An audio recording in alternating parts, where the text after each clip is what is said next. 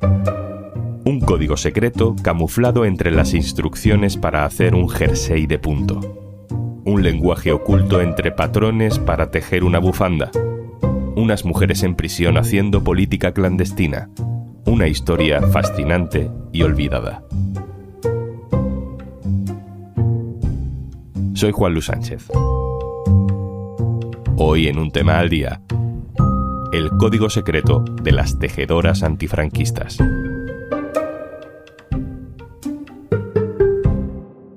Una cosa antes de empezar. Tenemos una super oferta para ti. Por solo 3,25 € al mes puedes disfrutar de todos los contenidos de eldiario.es y Podimo. Y ahora, además, podrás ver antes que nadie las entrevistas de Un Tema al Día, que ya sabes, están en exclusiva en Podimo. Tienes todos los detalles en eldiario.es/promopodimo.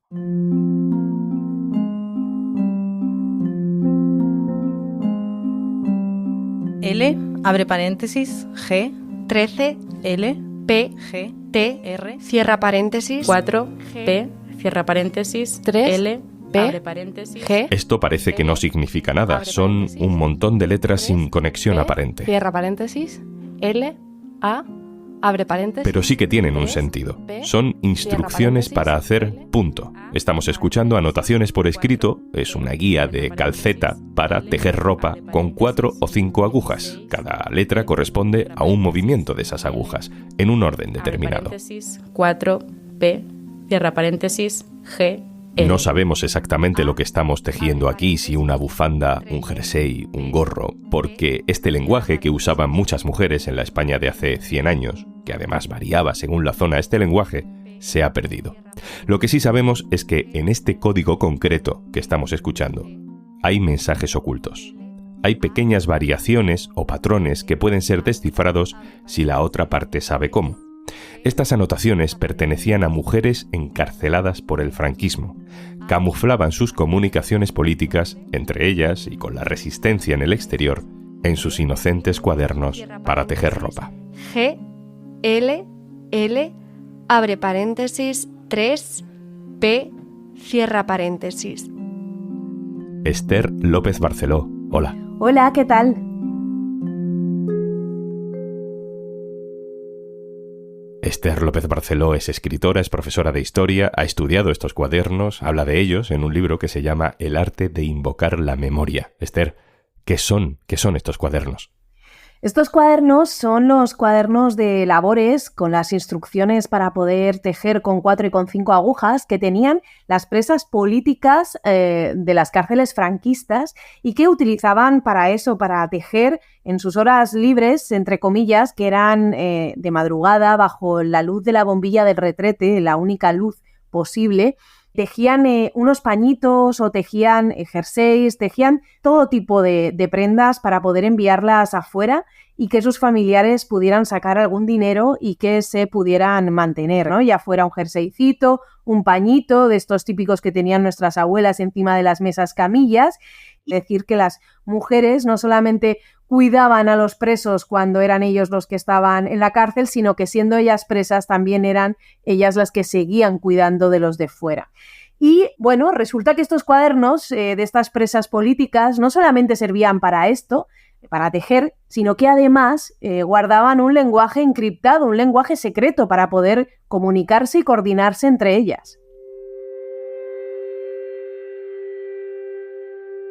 Y una vez que estaba ese código camuflado dentro de esos cuadernos, ¿cómo era el sistema de comunicación entre ellas? La que custodiaba estos cuadernos de los que yo hablo en mi ensayo en el arte de invocar la memoria era Manolita del Arco, la presa política comunista que más años pasó en las cárceles del franquismo, 19 para ser exactos.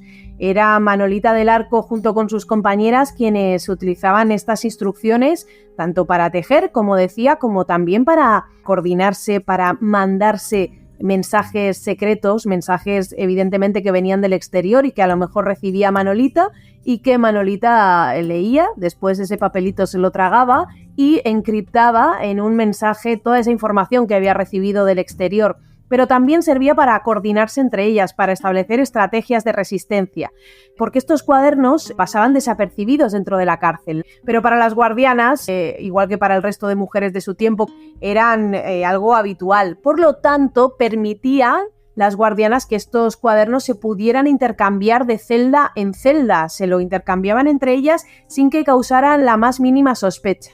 ¿Quiénes eran, Esther? ¿Quiénes eran estas mujeres, estas tejedoras que se comunicaban políticamente y que el franquismo mantenía encarceladas? Estas mujeres, en su práctica mayoría, las mujeres que comprendían este lenguaje secreto, son mujeres que pertenecían al Partido Comunista o bien a sus juventudes, mujeres que formaban parte de organizaciones sindicales, eran todas aquellas que habían defendido la democracia de la Segunda República, las que lucharon contra ese golpe de Estado. Podía ser desde haber dado medicinas o ayudado a los guerrilleros que estaban en los montes intentando acabar con la dictadura, o bien podía ser porque hubieran realizado trabajos clandestinos para seguir manteniendo económicamente la resistencia durante la dictadura.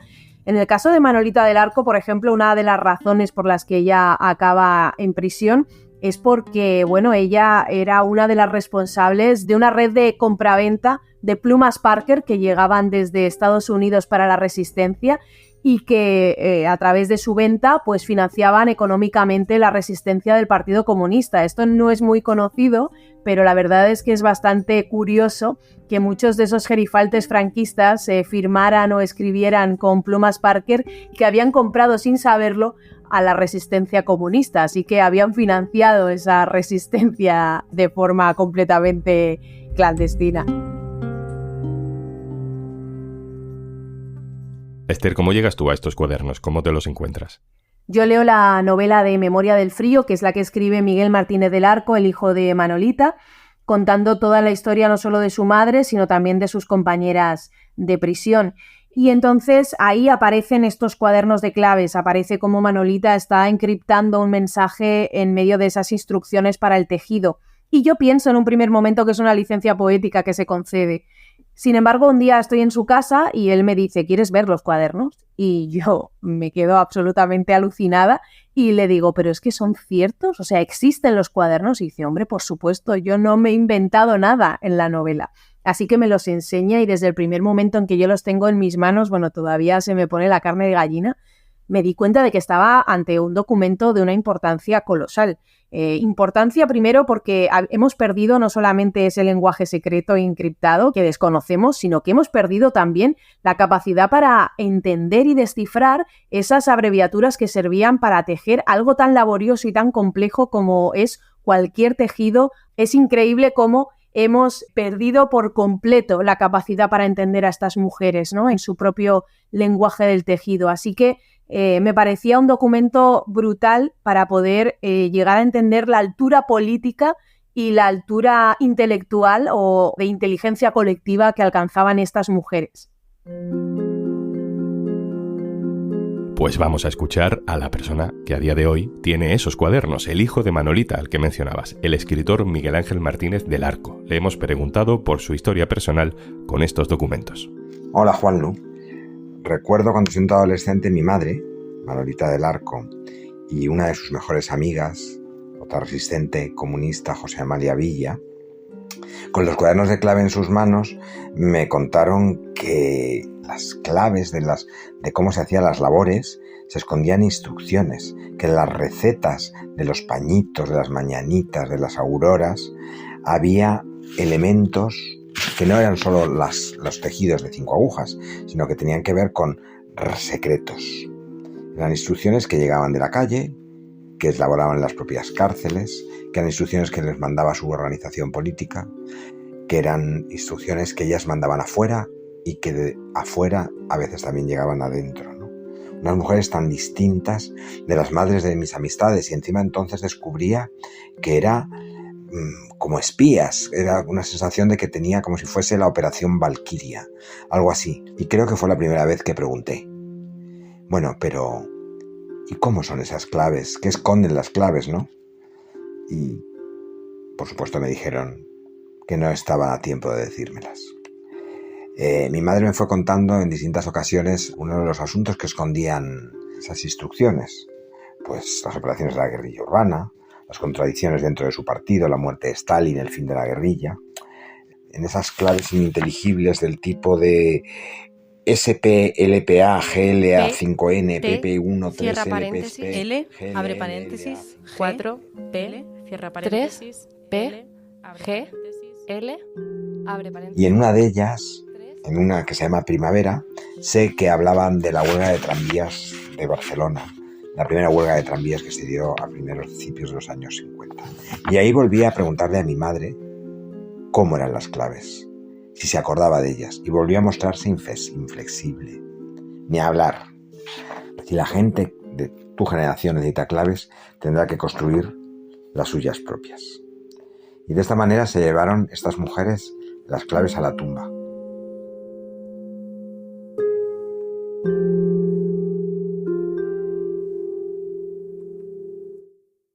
Esther, vuelvo contigo para preguntarte por esto que nos cuenta Miguel, ¿no? Que me ha llamado mucho la atención. La propia Manolita no quiso contar más ni a su propio hijo. ¿Por qué crees que no quería? Bueno, por un lado, que creo que Manolita no quiere dar las claves porque no quiere que se descontextualicen esos mensajes.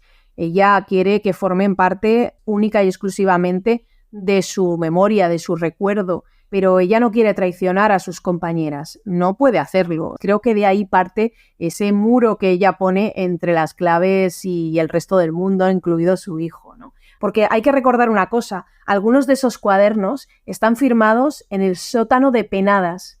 Y yo cuando le preguntaba a Miguel, pero Miguel, ¿por qué en vez de poner cárcel de ventas pone sótano de Penadas tu madre en estos cuadernos? Y me dice, Esther, recuerda, es el sótano de Penadas a muerte. Estamos hablando de que estas mujeres están esperando la muerte y cuando están esperándola siguen sin rendirse. Se resisten contra el franquismo y se resisten a la desesperanza. Es una lección impresionante la que nos dan estas presas.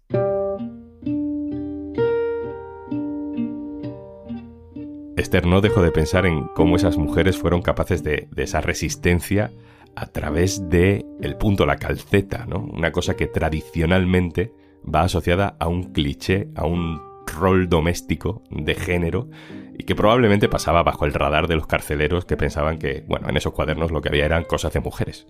Bueno, es que las mujeres a lo largo del tiempo y a lo largo y ancho del planeta han utilizado esos roles que les eran impuestos por el patriarcado para subvertirlos y para convertirlos en arma no solamente de resistencia, sino también de registro de la memoria, es decir, para dar fe de vida y para transmitir a las que vienen después que de alguna forma ellas son conscientes de esa vida tan represiva o de esa vida que les ha tocado vivir, ¿no? Que son conscientes de todo lo que se les ha negado.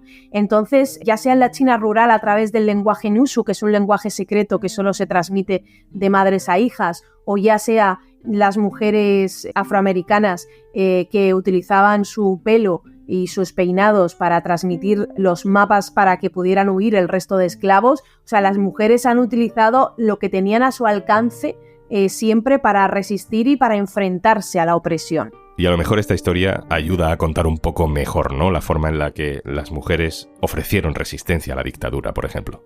Tradicionalmente se ha devaluado la experiencia femenina y en la resistencia franquista no iba a ser diferente. Durante la transición quienes vuelven a ocupar el espacio público son los hombres resistentes, ¿no? Los hombres que han pasado por la prisión y tienen que ser las mujeres de formas completamente domésticas y completamente precarias las que intenten recuperar los testimonios y experiencias de sus compañeras, sus voces. Ya no las tenemos en vivo y en directo, digamos, ¿no? Hemos perdido sus testimonios de primera mano porque las hemos perdido a ellas y ya no están. Así que, bueno, me parece fundamental que documentos como este sean por fin elevados a la categoría de lo histórico, dejen de estar en ese plano secundario de lo anecdótico y pasen a formar parte, digamos, de nuestro imaginario colectivo. Necesitamos referencias como estas para ser conscientes de cómo las mujeres siempre han resistido, tuvieran las armas que tuvieran a su alcance.